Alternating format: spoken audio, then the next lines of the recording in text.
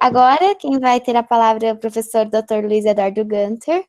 Ele é professor do Centro Universitário Curitiba, ele é desembargador do trabalho do TRT-9 do Paraná, membro da Academia Brasileira de Direito do Trabalho, do Centro de Letras do Paraná e do Instituto Histórico e Geográfico do Paraná. Professor, a palavra é toda sua.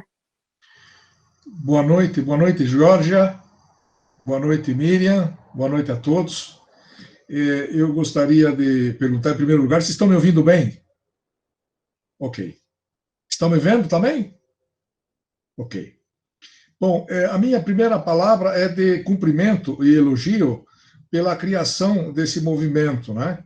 Acho que isso era uma coisa que precisávamos em Curitiba, não tínhamos, né? Passamos a ter agora, e isso fazia falta, porque os professores, como o professor Bruno Lorenzetto, como a professora Camila, que nos apresentou uma bela aula também, né? Esses professores têm insistido muito nessa ideia da arte, como ela se localiza na conexão com o direito, mas, infelizmente, isso fica assim em bolsões específicos de alguns professores, né? Então, penso que é importante que a gente possa traduzir agora algumas ideias genéricas, trazendo música, literatura, pintura, enfim, arquitetura, tudo isso para fazer essa conexão com o direito. Coube-me aqui falar um pouquinho sobre a obra do George Orwell, 1984. Então, nós vamos passar aqui o nosso slide com algumas questões que me parecem importantes, porque essa obra talvez seja uma das obras mais significativas do século passado. Então, essa obra tem filmes, né? Tem um livro, mas tem os filmes, tem até uma ópera sobre esse tema, tem esse programa da Rede Globo, que não é exclusivo da Rede Globo, é uma coisa que foi bolada na Holanda, sobre o chamado Grande Irmão, né? Aquele que vê tudo, enfim, as pessoas ali ligadas numa casa e cujo comportamento está sendo visto por milhares de pessoas, né? Então, isso tem origem também na obra do George Orwell. Em inglês, essa obra tem o nome de 1984, né? Em português, 1984, e escrito, ou então em números.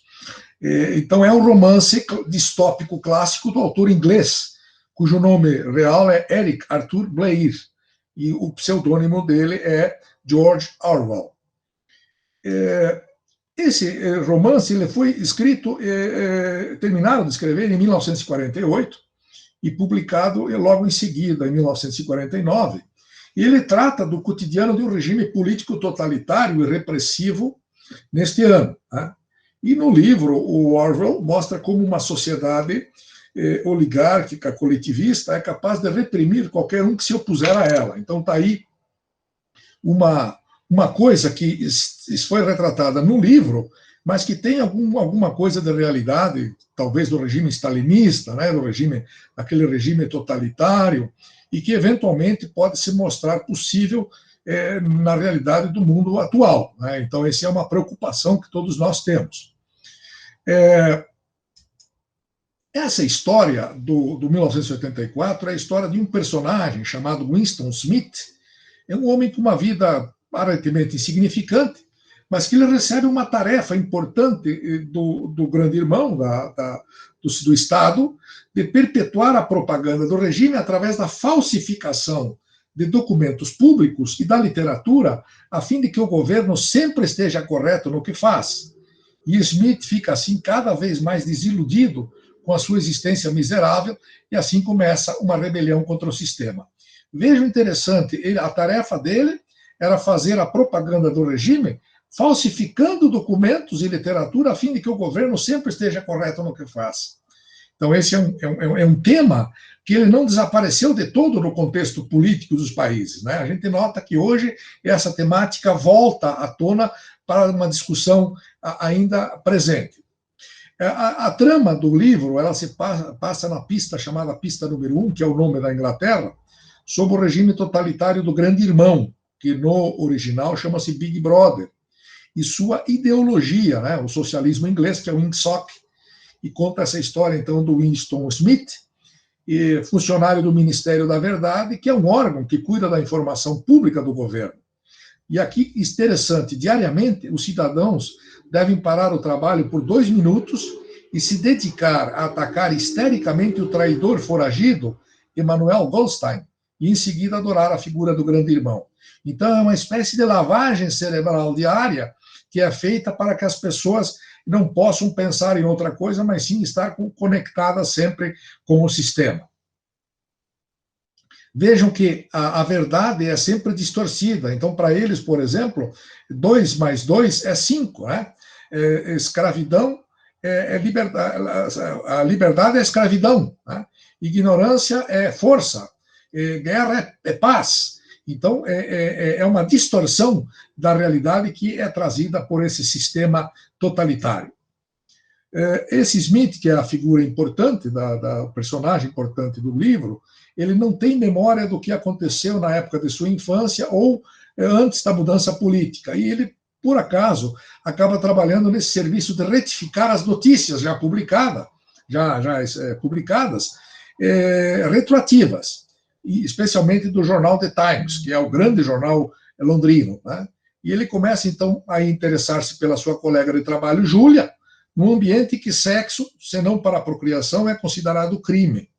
E, ao mesmo tempo, ele é cooptado por O'Brien, que é um burocrata do círculo interno desse sistema, que tenta cooptá-lo a não abandonar a fé no grande irmão. Interessante para nós aqui as questões mais importantes do livro.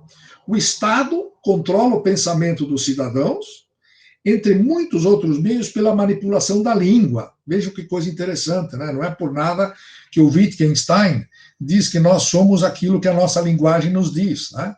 Então, o que acontece aí? Os especialistas do Ministério da Verdade criaram a nova língua, que é uma língua ainda em construção, que, quando estivesse finalmente completa, impediria a expressão de qualquer opinião contrária ao regime. Vejam, criaram uma língua, né? Cujos sentidos, eles, na verdade, ao invés de serem ampliados, eles vão sendo restritivos. É uma história impressionante essa do 1984. E aí, dentro dessa nova língua, existe uma palavra que é clássica do livro, o duplo pensar, que corresponde a um conceito segundo o qual é possível a um indivíduo conviver ao mesmo tempo com 2 crenças diametralmente opostas e aceitar ambas. Então, por exemplo, os nomes dos ministérios nesse livro são exemplos desse duplo pensar. O Ministério da Verdade, ao retificar as notícias, na verdade estava mentindo. Porém, para o partido, aquela era a verdade. Assim, o conceito de duplo pensar é plausível a um cidadão da Oceania. Outra palavra da nova língua era a chamada teletela, que lembra um pouco isso que nós estamos vendo agora com a chamada inteligência artificial, né, com essa questão da nova tecnologia. Essa teletela é um dispositivo através do qual o Estado vigia cada cidadão. E essa teletela é um televisor bidirecional que permitia tanto ver quanto ser visto. E nele, o papel de parede, ou seja, quando nenhum programa está sendo exibido, era a figura inanimada do líder máximo, o grande irmão. Pois bem, as palavras que o livro traz ainda são impressionantes para nós, né, que convivemos agora com essa ideia da inteligência artificial, da proteção em relação aos dados. Né? Então, por exemplo, crime-ideia é uma palavra que quer dizer crime ideológico, que acontece quando você tem pensamentos ilegais. Ou seja, até o pensamento é considerado criminoso. A palavra impessoa, que quer dizer uma pessoa que não existe mais, e todas as referências a ela devem ser apagadas dos registros históricos, naturalmente quando esta pessoa discorda do regime. Outra palavra, bem-pensante, é a pessoa que naturalmente está adequada ao sistema, que adota e cumpre as regras do sistema. Né? Então, crime deter é a faculdade de deter, paralisar, como por instinto, qualquer pensamento perigoso. Negro-branco também é uma palavra que tem dois sentidos diferentes. Quando é aplicada a um adversário, é o hábito de se afirmar que o negro é branco, apesar dos fatos evidentes, e quando aplicada a um membro do partido, simboliza a lealdade de afirmar que preto é branco, se isso for exigido pelo partido. E também aí significa acreditar-se que o preto é branco, ou até mais, saber que o preto é branco e acreditar que jamais foi o contrário. No livro, há uma estrutura social que se divide em três classes. A alta é a grande irmão e o partido interno, que são 2%, a média, que é o partido externo, que são 3%, e a baixa, que são as proles, que é 85%. Então, essa é a estrutura social que o livro nos traz. Os personagens aqui são o Winston Smith, que é o personagem mais importante, né? A Júlia, que é a amante do Winston, e o Brian, que é esse agente do governo que vai enganar o Winston e Júlia, e a partir daí ele convence-os de que eles não devem apenas obedecer, mas sim amar o Big Brother, e é o principal antagonista desse romance. O Big Brother é o grande autocrata, é o grande personagem, né? Seria, segundo alguns, a personificação do Stalin, embora isso não é dito no livro, né? Esse Smith aponta que ele nunca foi visto, nem ninguém se lembra de ver o Big Brother e sugere que ele pode não existir. E também diz que ele talvez nunca vá morrer, ele nunca existiu e talvez nunca vá morrer. Então é uma teoria de que o Big Brother pode apenas ser uma representação simbólica do partido, né? Sua imagem está em toda parte e sempre dizendo o seguinte: Big Brother is watching you. O grande irmão está vendo você, está te enxergando, está olhando o que você está fazendo. E o Emanuel Goldstein é um ex-membro do topo e agora opositor do partido, né? Ele atua como se fosse o Leon Trotsky, segundo os estudos que foram feitos a respeito do livro. Big Brother is watching you. Essa é o que aparece permanentemente na história do livro, né? O livro foi adaptado para o cinema, há uma versão de 1956, há uma outra versão de 1984, né? E ainda há uma versão que a BBC adapta para a televisão, e foi muito criticada, mas mesmo com a crítica, ela é considerada uma das 100 melhores programas de televisão da Grã-Bretanha do século XX. Né? Pois bem, o que nos interessa? O que nos interessa agora a gente falar um pouco sobre, por isso que eu quis acelerar um pouquinho, para a gente poder falar um pouco sobre a nossa interpretação em relação a isso. Né? Por que eu quis falar rapidamente do livro? Só para a gente dizer que, na verdade, o livro ele tem uma estrutura um pouco complexa, né? Ele tem uma estrutura um pouco assim, digamos, que dá uma certa dificuldade de compreensão, mas a ideia central do livro, e que isso que penso que a gente pode trazer para o nosso momento agora, é a questão especialmente do problema da privacidade, da intimidade, que em relação ao livro, isso não existe. Né? Então você não tem liberdade de expressão, você não tem privacidade, você não tem intimidade, porque isso tudo é limitado em decorrência de um Estado totalitário. E qual é o objetivo? Qual é o objetivo final? Qual é a ideia do livro? É fazer com que o grupo pequeno de pessoas, né, possa controlar a atividade dos seres humanos. E aí eu trago à tona aquilo que eu perguntei antes para o professor Bruno Lorenzato, que é a questão do Yuval Harari, que no seu livro 21 lições para o século XXI, ele fala da questão importante que é o domínio dos dados, né? O domínio do conhecimento da informação.